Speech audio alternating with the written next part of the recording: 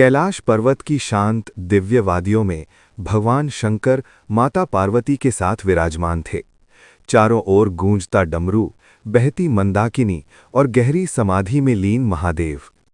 उसी समय धरती पर हिमालय की गोद में बसे एक छोटे से गांव पर विपत्ति टूट पड़ी। भयंकर सूखा, फटी हुई धरती, सूखे कुएं और आकाश जैसे रूठ गया हो। खेतों की हरियाली राख बन चुकी थी। बच्चों की आंखों में भूख थी, बुजुर्गों की सांसों में बेबसी और औरतों की प्रार्थनाओं में दर्द। गांव के लोग मंदिर में इकट्ठा होकर रोते हुए पुकारते, हे भोलेनाथ, अब बस आप ही सहारा हैं। उसी गांव में एक गरीब चरवाहा रहता था। फटे कपड़े, नंगे पांव, पर दिल में अपार श्रद्धा। वो रोज नदी के सूखे किनारे से थोड़ी सी गीली मिट्टी लाता, अपने हाथों से एक छोटा सा शिवलिंग बनाता और अपनी बची हुई पानी की आखिरी बूंदें उस पर चढ़ा देता। उसकी आवाज कांपती, पर विश्वास अटल रहता। भोलेनाथ, अगर मेरी भक्ति सच्ची है तो मेरे गांव को बचा लीजिए। लोग उसका मजाक उड़ाते, अरे तेरे 2 बूंद पानी से क्या होगा। लेकिन वो चुप रहता। उसकी आंखों में आंसू होते, पर मन में भरोसा।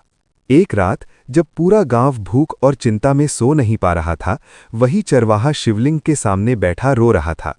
उसके आंसू मिट्टी में गिर रहे थे।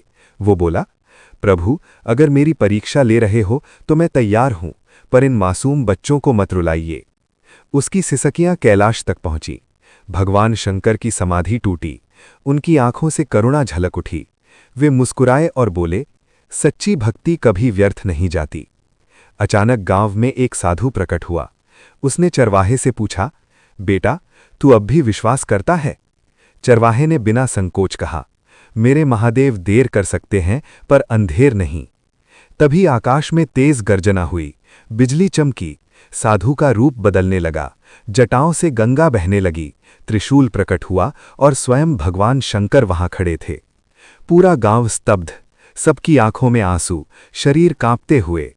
महादेव ने त्रिशूल आकाश की ओर उठाया। देखते ही देखते काले बादल उमड़ पड़े। तेज वर्षा शुरू हो गई। सूखी धरती पानी से भीग उठी, कुएं भर गए, खेतों में जीवन लौट आया। गांव वाले रोते हुए चरणों में गिर पड़े। चरवाहा भाव विभोर होकर बस यही कह पाया, मुझे पता था आप जरूर आएंगे। भगवान शंकर ने उसे आशीर्वाद देते हुए कहा, जहां सच्ची श्रद्धा और निस्वार्थ प्रेम हो, वहां मैं स्वयं उपस्थित होता हूं। उस दिन के बाद वो गांव सिर्फ हरियाली से नहीं, विश्वास से भी भर गया। और ये कथा आज भी कहती है, जब दिल से पुकारो तो भोलेनाथ जरूर सुनते हैं।